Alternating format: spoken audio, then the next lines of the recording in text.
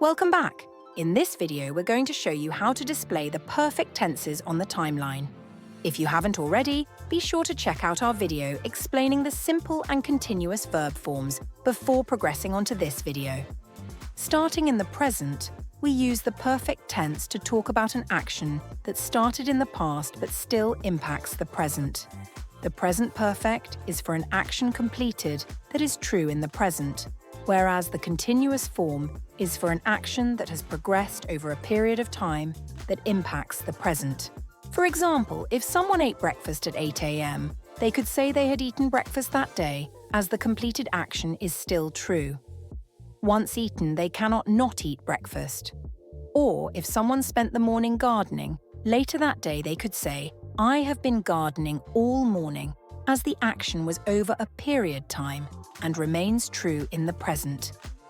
We commonly use the present tenses when we walk about life events. If someone went to China in 2016, they would say, "I have been to China," because it is a fact that will remain forever true. If someone attends university, they might use the present perfect continuous to say, "I have been studying for," to show that it is an action that started in past, over a period of time that carries through to today. Moving into the past, the same principles apply, but we use the past perfect tenses to travel further back in time.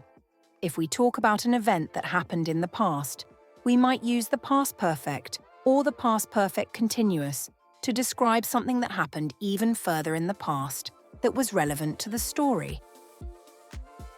For example, if we are talking about something that happened at 2 p.m. yesterday and we want to mention an action that happened beforehand that impacts the story, such as eating breakfast, we might say, "I wasn't hungry because I had eaten breakfast." It is the same with the continuous if an action had happened over a period of time. So at 2 p.m. yesterday I was tired because I had been studying all morning.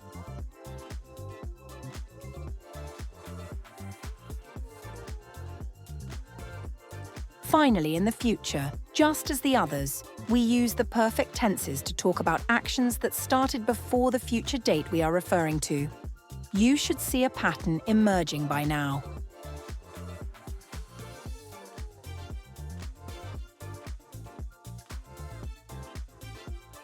The future perfect will refer to an action completed in the future, but before the time and date we are referring to.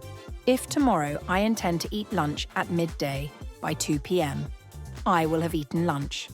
Or, on a larger scale, if I started studying in 2022, by 2026 I will have been studying for 4 years.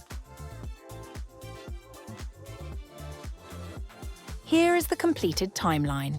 At Authentic English Resources, we believe that by introducing the timeline and verb tenses appropriate to each level, you are giving your students a visual foundation to build upon. Subscribe to Authentic English Resources for more educational English content.